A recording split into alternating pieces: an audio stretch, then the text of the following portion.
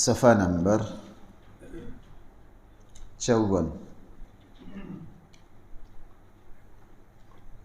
آیت نمبر ہے 64، آیت نمبر ہے 64۔ بسم اللہ الرحمن الرحیم۔ الحمد للہ رب العالمین والصلاة والسلام على سید الانبیاء والمرسلین وعلى آلہ واصحابہ اجمعین۔ اما بعد فاعوذ باللہ من الشیطان الرجیم۔ بسم اللہ الرحمن الرحیم۔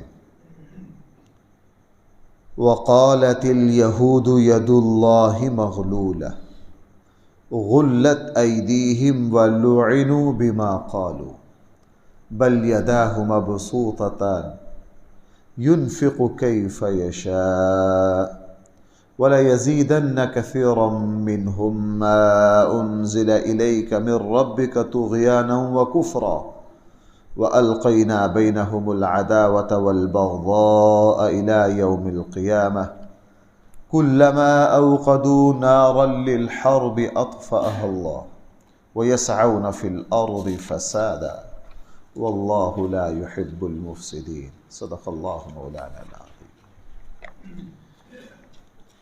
قرآن کریم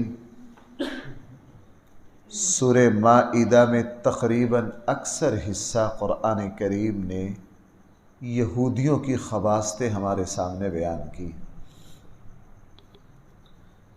آپ دیکھ رہے ہیں سورہ مائدہ کے تقریباً تیسرے رکوع سے یہود کا سلسلہ چلا ہے، اور ابھی آگے کافی دور تک قرآن کریم یہودیوں نے جو کچھ کیا وہ میرے اور آپ کے سامنے رکھ رہا ہے، تاکہ امت مسلمہ مسلمان ان کوتاہیوں سے اور ان حرکتوں سے اپنے آپ کو بچائیں۔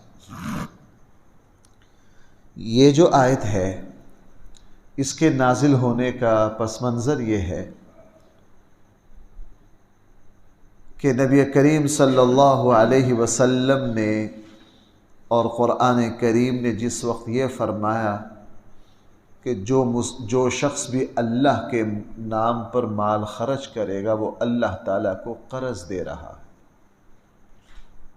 من ذا الذی یقرض اللہ قرضا حسنا، اللہ تعالیٰ اس کا قرض اچھے اور بہترین طریقے سے بڑھا چڑھا کر دیں گے۔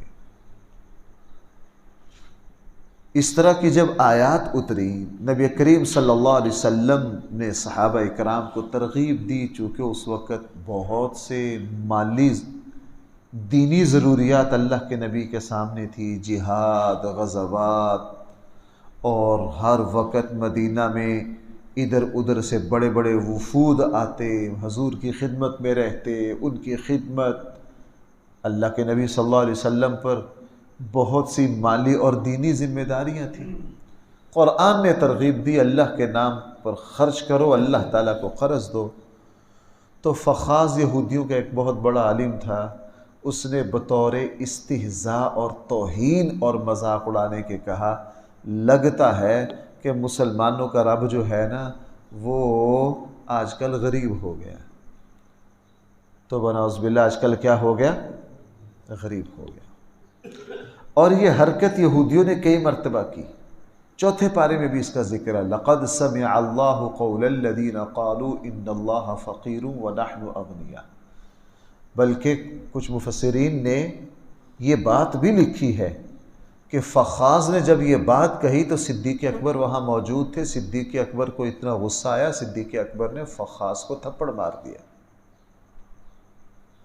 اس پر یہودیوں نے کوہرام مچا دیا کہ جی یہ ہمارے اتنے بڑے عالم دین کو تھپڑ مارا ہے، ہمیں اس کا انتقام اور بدلہ دلوائیے۔ اور قرآن کا فیصلہ ہے جیسا کسی پر زیادتی کی جائے گی ویسے ہی اس سے انتقام اور بدلہ لیا جائے گا۔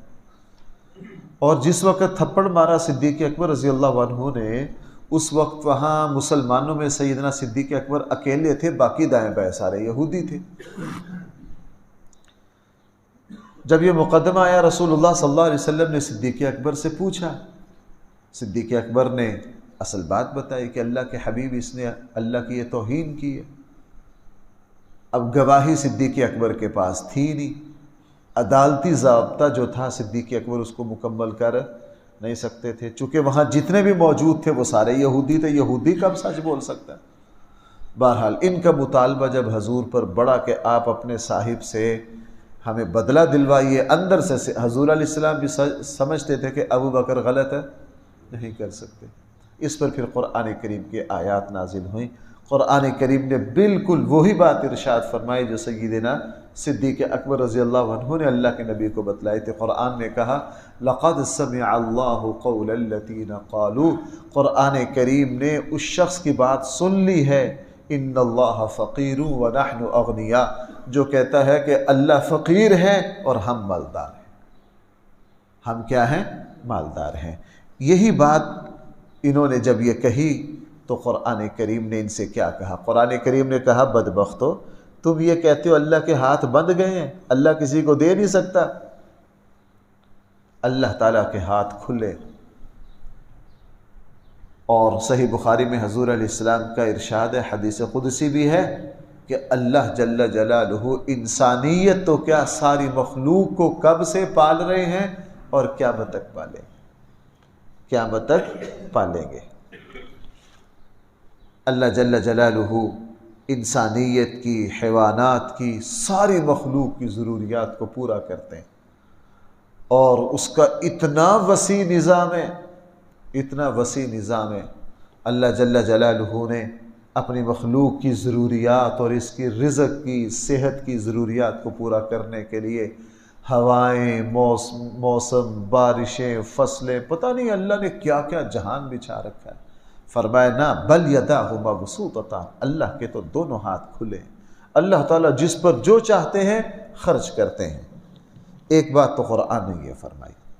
دوسری بات قرآن کریم نے یہ ارشاد فرمائی کہ یہ جو یہودی تھے، چونکہ یہ اللہ تعالیٰ کی توہین اور اسلام کی توہین کی حرکتیں کرتے رہتے تھے، اس کا نتیجہ یہ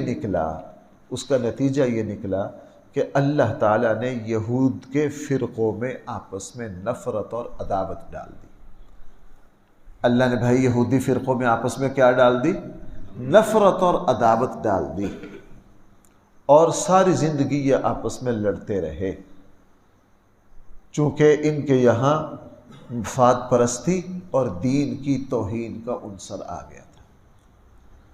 قرآن کریم یہ بات ہمارے سامنے اس لیے رکھ رہا ہے، اگر مسلمان بھی دین کی توہین کریں گے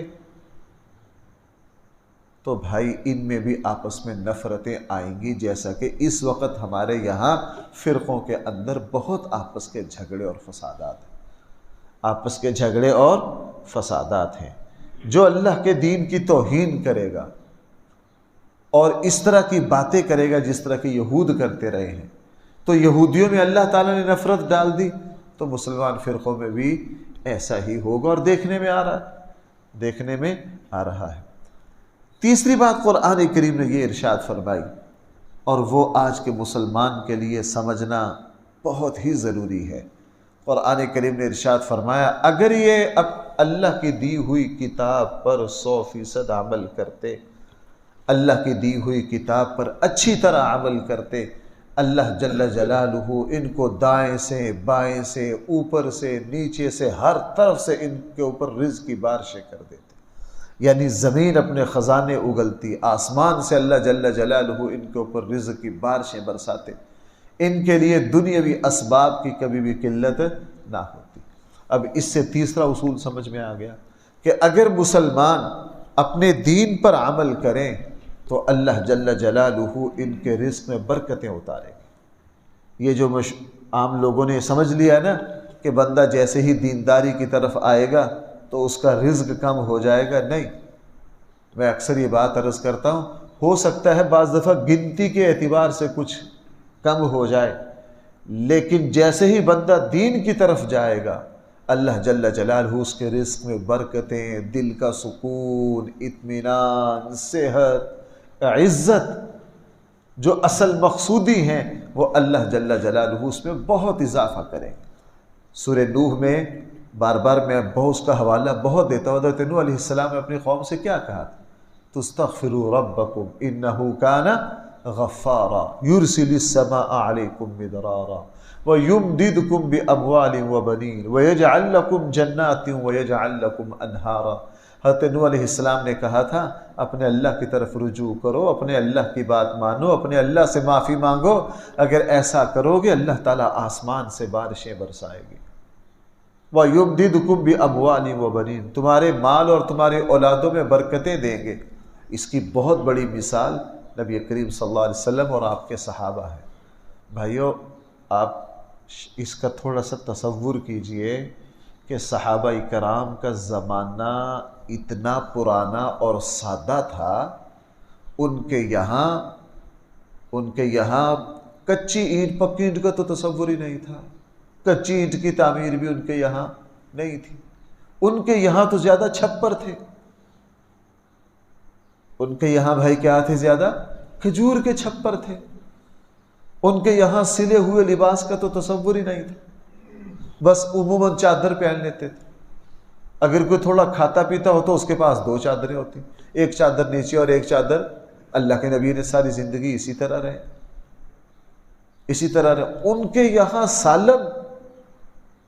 سالن تو کبھی ان کے یہاں تیار ہوتا، عموماً وہ سرکے سے روٹی کھا لیتے، کھجور سے روٹی کھا لیتے، اور ان کے یہاں گندم کی روٹی کا تو تصور ہی نہیں تھا۔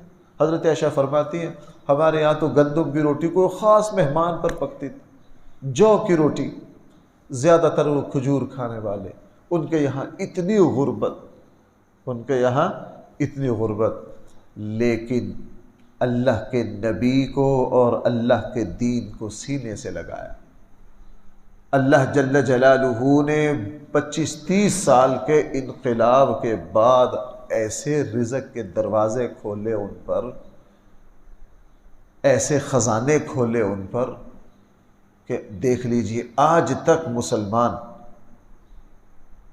اتنی اخلاقی پستی کے باوجود بھی مسلمانوں کی حکومتیں دیکھ لیجئے اور مسلمانوں کے ملک دیکھ لیجئے، اور موجودہ سعودی خطہ جہاں صحابہ کرام زندگیاں گزار کے گئے ہیں، یہاں رزق کی برکتیں دیکھ لیجئے، یہاں رزق کی برکتیں۔ حضرت عمر کے زمانے میں تو اتنی فراوانی ہو گئی تھی، اور یہ بات میں نے بہت مرتبہ آپ کو سنائی ہے۔ حضرت عمر رضی اللہ عنہ ایک مرتبہ جو صوبوں کی آمدن تھی اس کی پڑتال کر رہے تھے۔ بھائی میری بات سمجھ پا رہے ہیں آپ؟ صوبوں کی جو آمدن تھی اس کی کیا کر رہے تھے؟ پڑتال کر رہے تھے۔ ایک صوبے کی آمدن ہر سال ڈبل ہو رہی تھی، ایک صوبے کی آمدن ہر سال کیا ہو رہی تھی؟ حضرت عمر نے 3 سال کا ریکارڈ چیک کیا، ہر سال ڈبل۔ بڑے حیران ہوئے، اضافہ تو ہوتا ہے، اتنا اضافہ اس صوبے کی آمدن میں؟ جو پچھلے سال تھا اس سال اس سے ڈبل، اس سے اگلے سال اس سے ڈبل۔ حضرت عمر کو شک پڑا کہ اس کے جو گورنر ہیں نا، مجھے لگتا ہے کہ وہ اپنے امیر کو، اپنے وفاق کو راضی کرنے کے لیے ٹیکس زیادہ لگا رہے تاکہ میری نگاہ میں ان کی وقت بڑھ جائے، وہ لوگوں سے ٹیکس زیادہ وصول کر رہے ہیں۔ اور حضرت عمر رضی اللہ عنہ کا جو خفیہ جاسوسی اور CID کا ادارہ احتساب کے جو امیر تھے وہ حضرت محمد بن مسلمہ رضی اللہ عنہ تھے۔ محمد بن مسلمہ کو خفیہ بھیجا کہ یار اس صوبے کی آمدن ہر سال کیا ہو رہی ہے؟ ڈبل ٹیبل، اتنی آمدن، خفیہ جا کے چیک کرو اس علاقے میں، لوگوں سے پوچھو کیا ہمارے گورنر وہاں ٹیکس یا کوئی ظلمن کوئی چیز، کوئی لوگوں سے ٹیکس تو نہیں وصول کر رہے؟ محمد بن مسلمہ خفیہ آئے، تحقیق کی، ادھر ادھر تاجروں سے، لوگوں سے پوچھا، لوگوں سے سب نے کہا نہیں جی، جو سالانہ زکوٰۃ ہے جو وہی لیتے ہیں، ہمارے اوپر کوئی ظلم نہیں، کسی طرح کا کوئی ٹیکس نہیں، کوئی وجہ نہیں پکڑی گئی محمد بن مسلمہ سے۔ انہوں نے واپس آ کے المومنین کو رپورٹ دی کہ جی وہاں کے لوگ بہت خوش ہیں، کوئی ایسا اضافی ٹیکس نہیں، وہ جو اسلام کا زکوٰۃ کا جو وہی ہے۔ حضرت عمر جب کوئی چیز پکڑ نہ سکے تو تو حضرت عمر رضی اللہ عنہ نے اس صوبے کے گورنر کو خط لکھا کہ یہ کیا وجہ ہے تمہاری صوبے کی آمدن ہر سال ڈبل ہو رہی ہے، اور میں نے خفیہ تحقیق بھی کر لی ہے، کوئی چیز میری پکڑ میں بھی نہیں آئی ہے، یہ کیسے ممکن ہے کہ ایک صوبے کی جو آمدن ہے وہ ہر سال ڈبل ہو جائے؟ تو وہ جو گورنر صاحب مشہور صحابی ہیں انہوں نے بڑا پیارا جواب لکھا. انہوں نے جواب میں یہ لکھا، امیر المومنین بات یہ ہے کہ مدینہ میں بیٹھ کر ایک شخص انصاف کر رہا ہے، اس کے انصاف کا اثر ہماری زمین اور ہمارے خطے پر پڑ رہا ہے، اور یہاں کی زمینیں اپنے خزانے انڈیل رہی ہیں، اور ہر سال ہماری آمدن ڈبل ہو رہی ہے. ہر سال ہماری آمدن کیا ہو رہی ہے؟ ڈبل ہو رہی ہے. دیکھو بھائیوں، میں آپ کو سچی بات عرض کروں، اس کا ہم مولویوں سے زیادہ کس کو اندازہ ہوگا؟ ہم ٹوٹے، میں بعض دفعہ سوچتا ہوں ہم اپنا احتساب کرتے ہیں تو سچ بات یہ ہے 1-2% سے زیادہ دین کبھی اپنے اندر محسوس نہیں ہوا. اپنی خامیوں کا تناسب شمار کریں نا تو ہماری کوتاہیاں، خامیاں جو بنتی ہیں وہ 97-98% پر جاتی ہیں. اس کے باوجود اللہ جل جلالہ جو تھوڑا بہتا دیتا ہے اس کے ساتھ بادشاہوں والا سکون بھی دیتا ہے، بادشاہوں والی عزت بھی دیتا ہے. اللہ جل جلالہ ایسی دل کی اطمینان، قلبی سکون، عبادت کی توفیق، بہت کچھ دیتا ہے. میں اس تصور کو بالکل ماننے کے لیے تیار نہیں ہوں کہ بھائی دین پر عمل کرنے سے رزق کی برکت کم ہوتی ہے. نہیں، ایسا نہیں ہوتا، ایسا نہیں ہوتا. قرآن کریم یہودیوں کو کہہ رہا اگر یہ تورات پر عمل کرتے، آپ ذرا ترجمے میں دیکھیں گے قرآن فرما رہا اللہ ان کو اتنا رزق دیتے، دائیں بائیں ہر طرف سے اللہ تعالیٰ ان کے اوپر رزق کی بارشیں کر دیتے.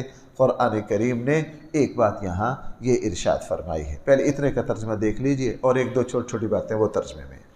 قرآن کریم نے ارشاد فرمایا وَقَالَتِ الْيَهُودُ يَدُ اللَّهِ مَغْلُولَةٌ، یہودی کہتے ہیں اللہ کے ہاتھ بندھے ہوئے.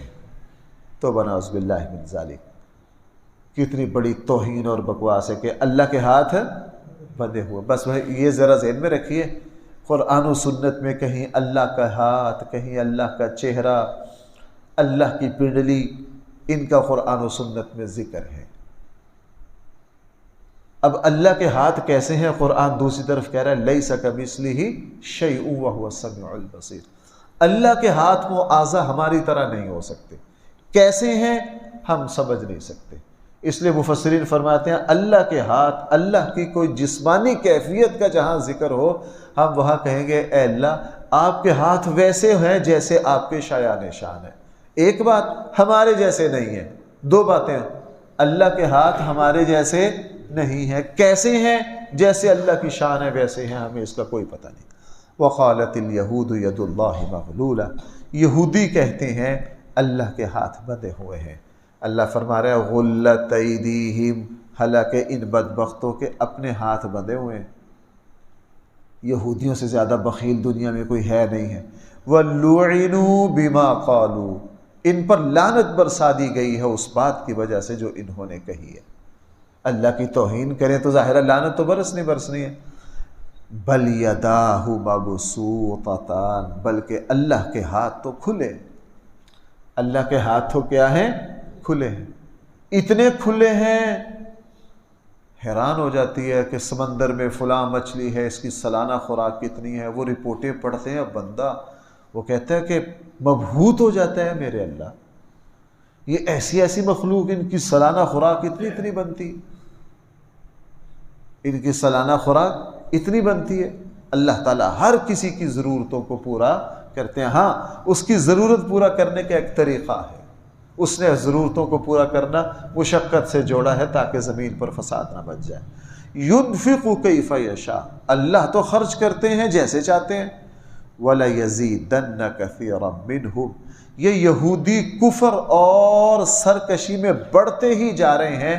ما انزل الیک، اس قرآن کی وجہ سے جو آپ کی طرف آپ کا رب اتار رہا ہے. جیسے جیسے قرآن اتر رہا ہے ان کا کفر بڑھ رہا ہے. اس لیے قرآن نے فرمایا وَلَيَزِيدَنَّ كَثِيرًا مِّنْهُمْ، ان میں سے اکثر بڑھتے ہی جا رہے ہیں. ما انزل الیک من ربک، اس قرآن کی وجہ سے جو آپ کی طرف آپ کے رب اتار رہے ہیں. کس چیز میں بڑھ رہے ہیں؟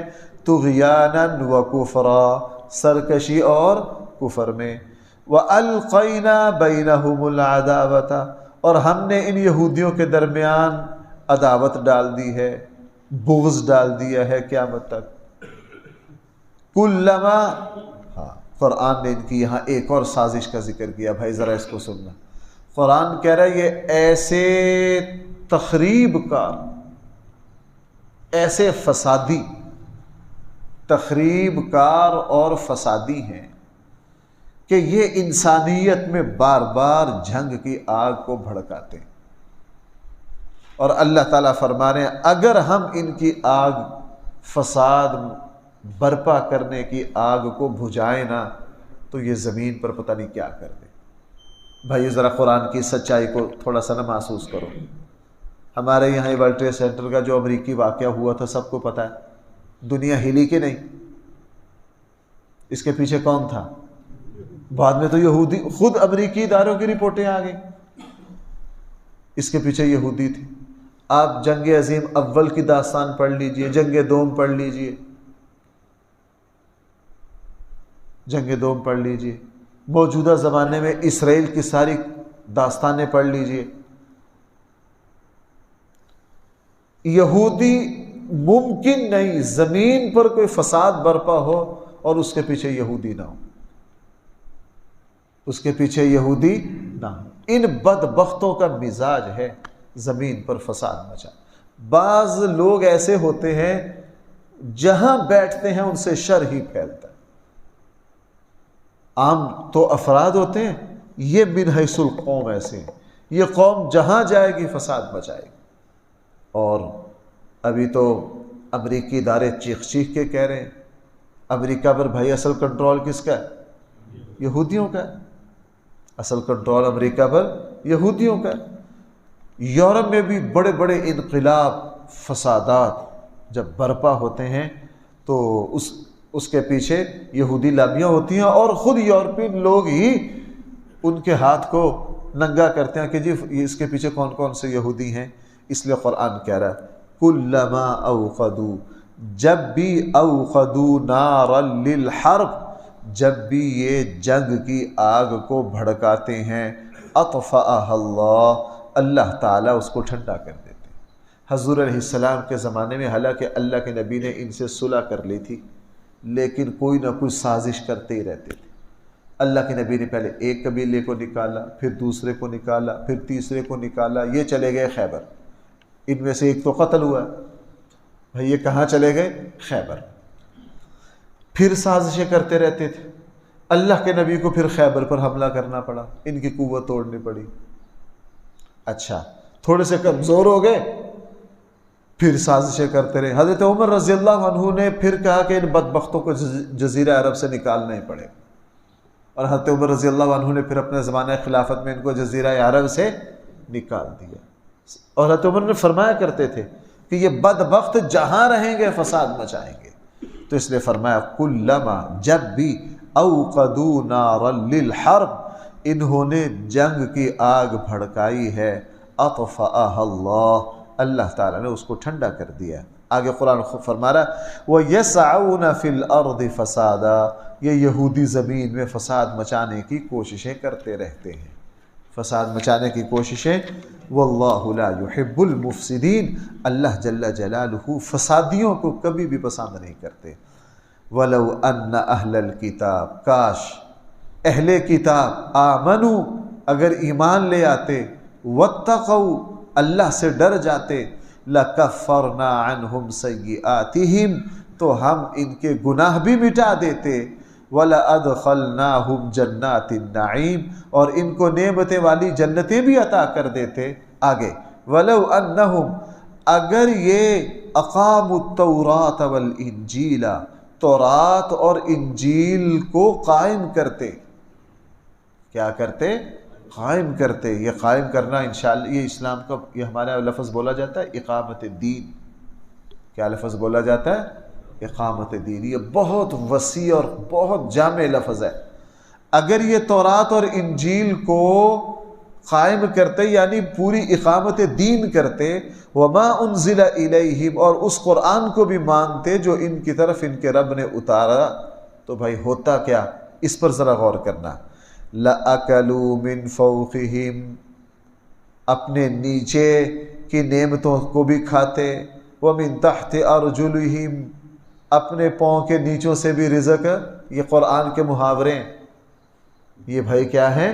محاورے ہیں قرآن کے. عربی میں یہ کہا جاتا تھا فلاں کے اوپر تو اللہ اوپر نیچے سے فضل کر رہا، دائیں بائیں سے فضل کر رہا، یعنی اللہ تعالیٰ ان کو زمین سے یا آسمان سے اتنی نعمتیں دیتا، اتنی نعمتیں دیتا. فرمایا منہم امت مقتصدہ، ہاں ان میں تھوڑے سے لوگ سیدھی راہ والے بھی ہیں. ان میں تھوڑے سے لوگ حضرت عبداللہ بن سلام جیسے بہت تھوڑے ہیں. وَكَثِيرٌ مِّنْهُمْ سَاءَ مَا يَعْمَلُونَ، لیکن ان میں سے اکثر وہ ہیں جو برے ہی عمل کرتے ہیں. اللہ تعالی ہم سب کو دین کا اور قرآن کریم کا صحیح فہم عطا فرمائے. الحمدللہ رب العالمین، والصلاة والسلام على سید الانبیاء والمرسلین وعلى آلہ واصحابہ اجمعین. ربنا آتنا في الدنيا حسنة وفي الآخرة حسنة وقنا عذاب النار. ربنا ظلمنا أنفسنا وإن لم تغفر لنا وترحمنا لنكونن من الخاسرين. صلى الله تعالى على خير خلق